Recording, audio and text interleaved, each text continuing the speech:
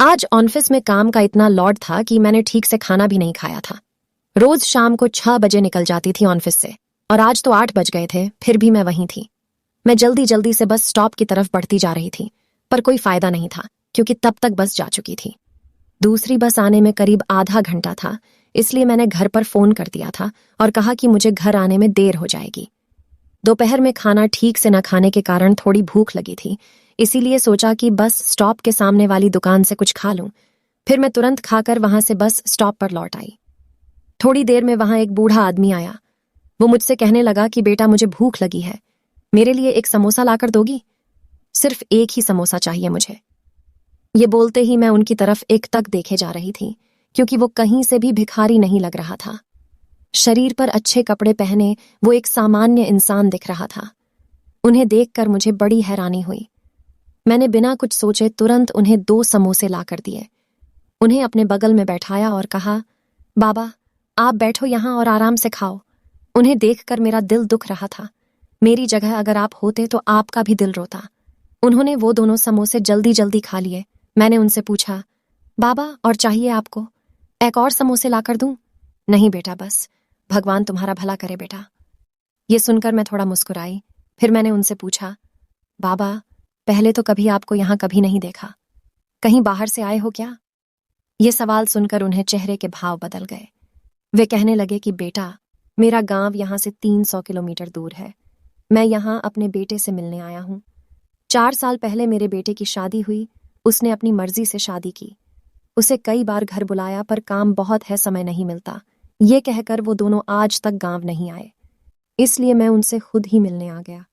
4 दिन से उसका पता ढूंढ रहा हूं, पर अभी तक पता नहीं मिला। उन्होंने अपनी जेब में से एक चिट्ठी निकाली और मुझे दी। मैंने वो चिट्ठी देखी तो पता यहीं का था, लेकिन उसमें जो बिल्डिंग का नाम था वो यहाँ इस एरिया में कहीं नहीं थी। चिट्ठी में एक फ़ोन नंबर भी लिखा था। मैंने उनसे कहा कि बाबा, इसमें एक फ़ोन नंबर लिखा है, आपके बेटे का ही होगा।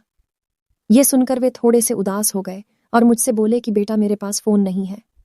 मैंने कहा, बाबा, आप चिंता मत करो, मैं देखती हूँ फ़ोन लगाकर। मैंने वो नंबर मिलाया।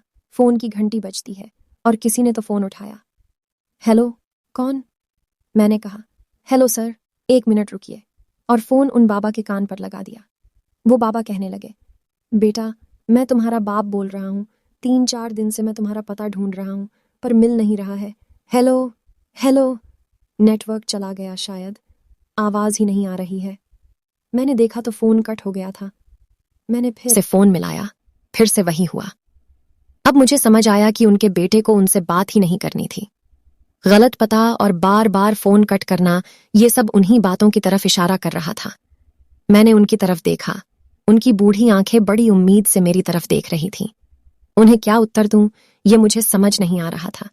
बहुत देर से वे एक डिब्बा हाथ में लिए खड़े थे। मेरी इस डिब्बे पर नजर पड़ी। मैंने उनसे पूछा, बाबा, ये डिब्बा कैसा है? क्या है इसके अंदर? बेटा, ये गुलाब जामुन का डिब्बा है। मेरे बेटे को बहुत पसंद है, इसलिए उसकी माँ ने अपने हाथों से बनाकर भेजे हैं। मैं ये सुनकर स्तब्ध थी।